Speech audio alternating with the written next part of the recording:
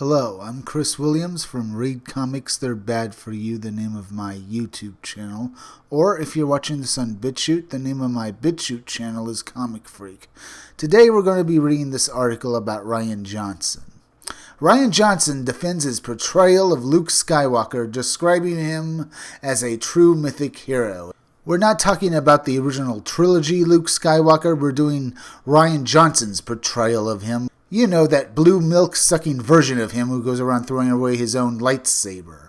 But let's get into this article and see what's up. Star Wars The Last Jedi director Rian Johnson took to Twitter to defend his portrayal of Luke Skywalker, describing him as a true mythic hero. Johnson would respond to a tweet from Gail Gonzalez, who shared a tweet from Not Ryan's Luke explaining the difference between Luke Skywalker at the end of Return of the Jedi and the Luke Skywalker in The Last Jedi.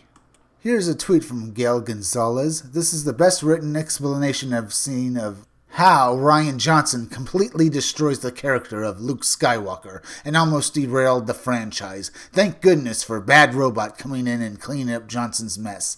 I wouldn't really say good things about Bad Robot. Next, we have a tweet from Luke C. Skywalker. He tweets, next time anyone says you only hate The Last Jedi because insert strawman here, feel free to share this with them. I don't even care if you give me credit. I just want Disney and its Last Jedi sycophants to understand. Now we're going to read Luke C's case study on Luke Skywalker. Deep into the third movie of the trilogy, Luke is facing his final hurdle. In this scene, Luke wants to accomplish the goal of turning Vader, but he does not have enough self-control to hold to his own aims. Yet Vader threatens Luke's friends and sister, and Luke predictably gives in to his emotions, just as he and his father have always done. This scene intentionally exploits Luke's final major character flaw, which is impulsive emotional action. Because this same flaw is preventing Luke from becoming a Jedi, Luke attacks Vader. At this exact moment, he's still the same Luke we've always known, prone to impulses like his father, Anakin, but then something new emerges. Luke stops himself. We watch in real time as Luke searches introspectively, and Luke finds something inside that he's never previously had. Mastery of his emotions. Luke will no longer carry his father's sins forward, but since we cannot yet know if Luke's character change is genuine, the Emperor immediately tests him to show us. This scene is carefully crafted to tell us everything. Luke drops his weapon and responds, "Never, I'll never turn to the dark side." The word never is coupled with action to show us that the positive change is real. Luke will not take his father's place. He has grown beyond Anakin's impulsive emotional nature. The entire trilogy has been leading up to this moment. Luke has at long last found the self-control he was lacking, and thus Luke's character has sailed his final hurdle. He has become the master of himself and overcome his fears of losing friends, family, and his own life. The very same fears that once destroyed his father's. The audience is meant to recognize that Luke has positively and permanently changed for the better. I am a Jedi. Luke knows it now, and the audience, having journeyed with him every step of the way, knows it too. Luke's hero's journey is complete. The impulsive, emotional Luke we met long ago on Tatooine is gone forever. Luke will no longer follow his father's path. Luke has passed the tests his father failed and has emerged forever transformed. For emphasis, we are now shown one final thing about this character. Luke Skywalker's integrity is beyond reproach. Luke knows the Emperor will kill him, but he continues to act on principle instead of emotion. Even though it may cost him his life, he would rather die than compromise his principles. This is the very embodiment of integrity and self-control. Luke's character arc is complete. He has become a true hero in every sense of the word. The prequels then stand in stark contrast to the original trilogy to show what could have been had Luke's raw power instead been ruled by emotion. The entire trilogy was leading up to Luke becoming a Jedi, which could only happen if he mastered his impulses. If we strip that from him, the trilogy becomes meaningless. Last Jedi fans either do not understand Star Wars or have forgotten its central meaning.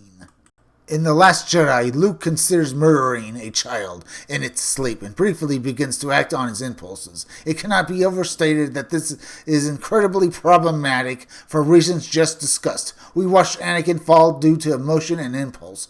We have watched Luke struggle for 2.5 movies until he finally victoriously triumphed over those urges and became a new man, while redeeming his father in the process. This scene completely undermines the central conflict of the original trilogy and the prequels. This is not a minor quibble. This is the quintessential tale of Star Wars itself, and as such it is not to be trifled with, yet Rian stands atop that legacy and with one brief cutscene attempts to overwrite 6 films worth of arcs of the main franchise characters, Anakin and Luke. One ill-conceived scene renders the deepest essence of episodes 1 through 6 null and void.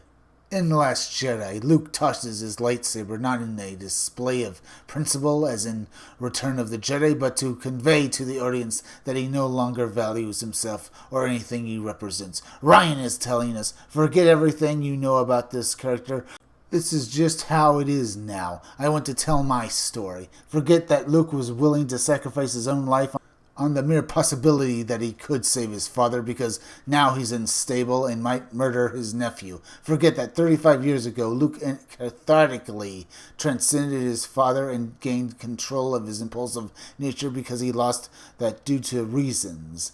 Forget that self-control is not a skill that diminishes with time. It is a skill that increases with time, because common sense has no place in a movie about space wizards. Rian wants us to believe that Luke is still the child we know on Tatooine. Forget his entire arc. Rian says that Luke Skywalker now holds himself in contempt because Luke has in the end remained Anakin version 2 forever. But Rian is not done uprooting the original trilogy. The first time Luke relays his Kylo's story, he lies about it so as to seem innocent.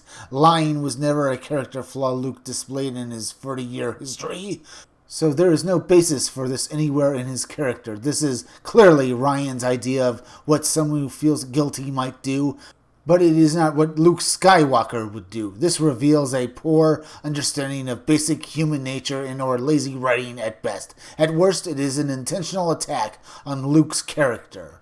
Rian then holds the entire rest of Luke's story on the above premise, which, as we just established, are fairly flawed. At this point, we are hoping to be let in on the joke because this character is not Luke Skywalker, but Rian instead keeps doubling down on his misrepresentations and entirely deletes Luke's integrity. We know original trilogy Luke would rather die than compromise his principles, and we likewise know from the original trilogy that one of Luke's key principles is to place the needs of his friends' family above himself.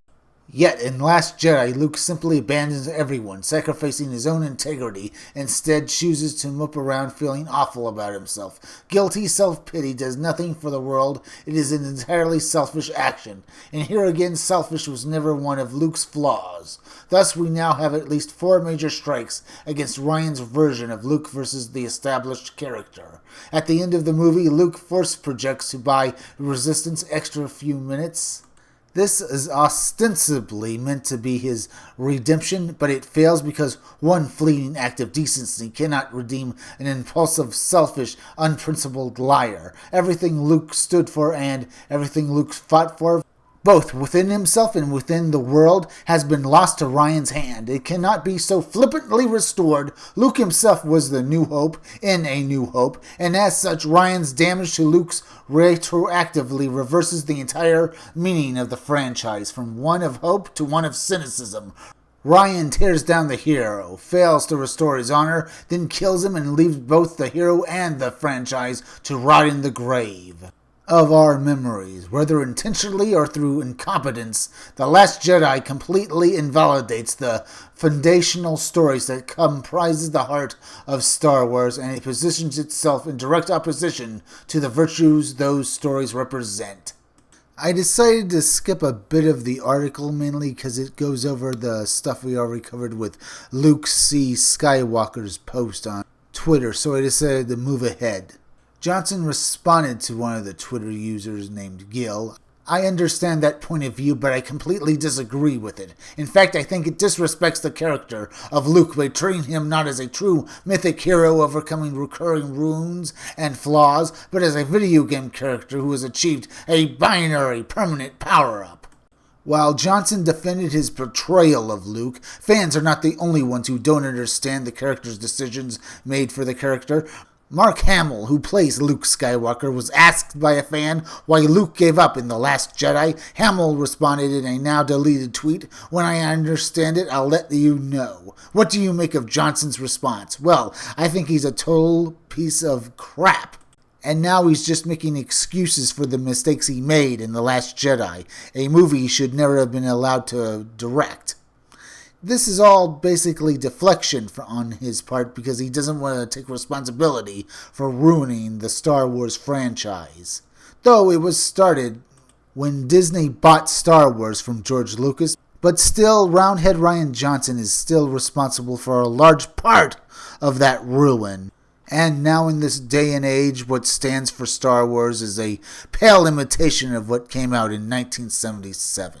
If you like this video, subscribe. Make sure you're still subscribed because YouTube is doing a subscriber purge and a ad revenue purge, so make sure you're still subscribed. If you're watching my videos but you have not subscribed, please subscribe to me. Subscribe to my YouTube channel, Read Comics, They're Bad For You. Then go over to BitChute and subscribe to my BitChute channel, Comic Freak. Hit that bell for notifications, hit that like button, and leave some comments down below. And if you could you also please share this video, share it on Twitter, share it on Facebook, share it anywhere you think it would do the most good, because YouTube is not going around promoting their own YouTube creators anymore, and it would really help me if you could please share this video.